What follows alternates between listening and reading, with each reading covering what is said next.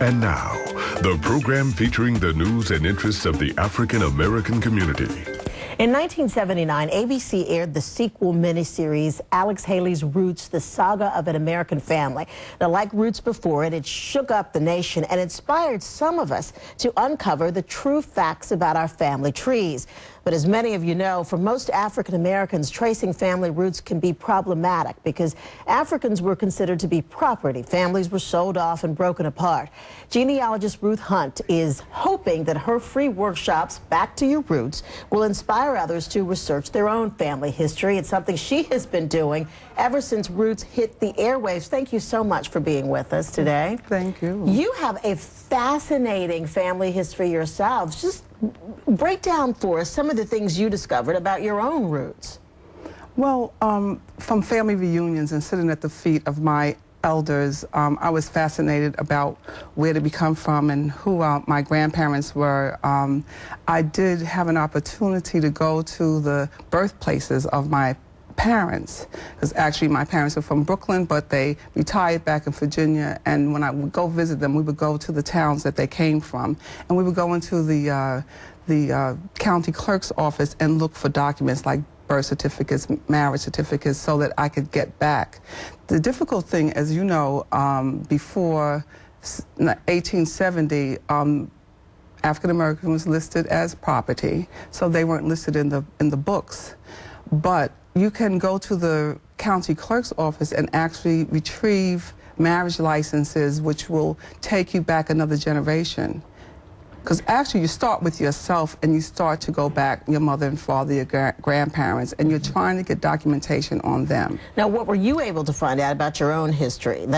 I think that you're Cherokee? Well, that was a extremely extreme find for me, because as you know, they've changed the names of different towns in the South, and in the state of Virginia, it was against the law to be listed even as Native American or mulatto. The Integrity Act by Walter Plecker changed all the records in the census records to reflect that. So it's even harder to trace the Native American villages.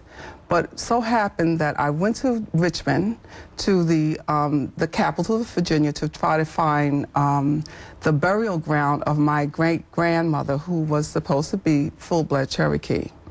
There's nothing listed there. But you have to connect with some of the genealogy societies that are in these towns. And I was lucky because in Washington County, there was a gentleman who was researching all of the cemeteries there. And this church, the United Methodist Church Cemetery, is there, which was originally a Cherokee village. And I can't tell you, it took me 20 years to find this, but when I went there and walked on the ground, because the oral history was that my ancestors were buried beneath a tree.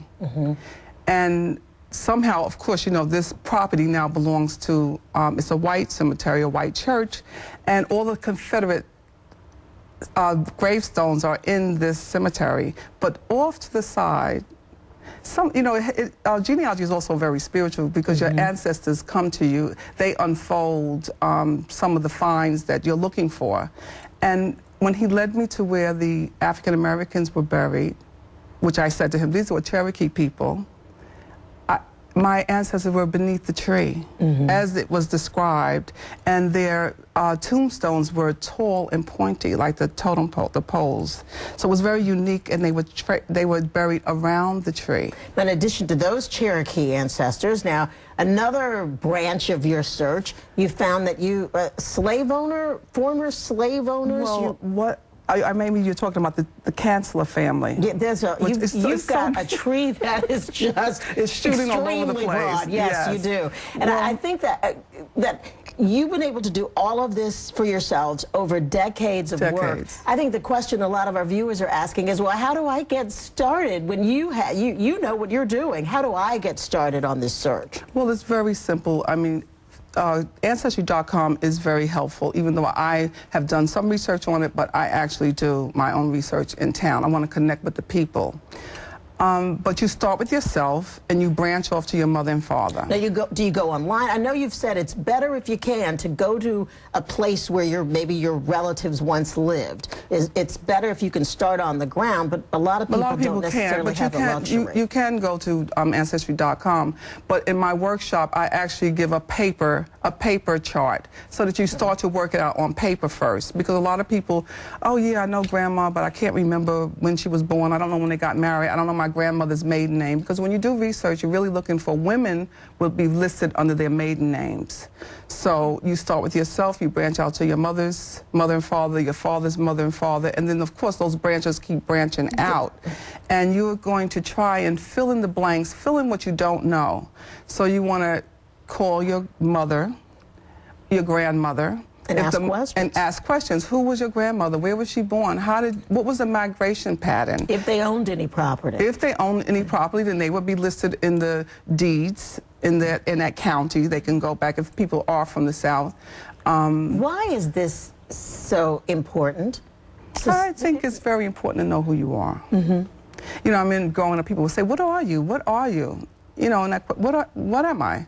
Now, that question is loaded in America. Yes. Because we all tend to be a little bit of everything. Yeah, we're multicultural. And we are multicultural. Most of Americans are multicultural. We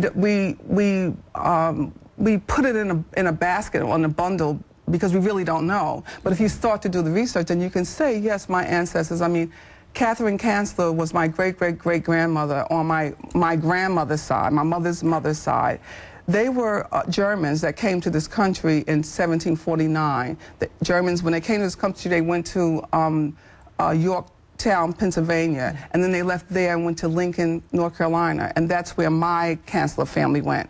Catherine Kanzler was one of 5 daughters of Conrad Kanzler.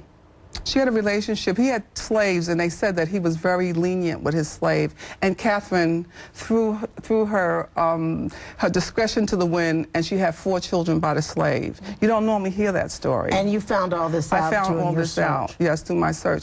Because Conrad, Charles Kanzler, who was Catherine Kanzler's grandson, he wrote a book in 1939 called The 3 Generations by Charles Kanzler. He didn't think, and it was about a colored family from Tennessee. He didn't think anybody would be interested in it. But it was a white Kanzler who told me about this book. And when I went to the research center, I went to the Schaumburg Library, and I requested this book because it's a research book in the library. And when I got the book, when the book came in and I went and sat there to read this book, and in the forward, he says, no one's going to be interested. I don't think anybody will be interested in the history of a colored family from Tennessee. And I sat there in tears crying because here he left this treasure for me. It was your family. It was my family. Now, you offer these workshops. Where are they and how can people find out information about them? Well, I actually have a genealogy workshop every year at Bellevue Hospital. I'm the Director of Community Affairs for Bellevue, and I have a robust Black History Month of events during Black History Month, and I always offer them. And we're going to continue to have workshops like on every 3 months because I have a very busy schedule. And have you seen a large number of people interested in the workshops? Absolutely, and I have such great results. People who have never thought about it before.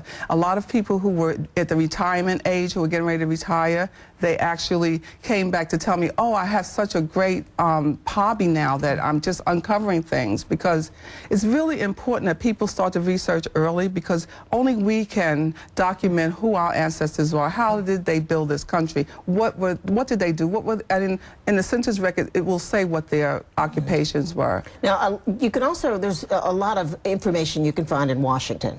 Absolutely. Well, I happen to be a daughter of the American Revolution, thankful to my great uncle who wrote The 3 Generations by Charles Kanzler, that I could document myself back to the 1700s.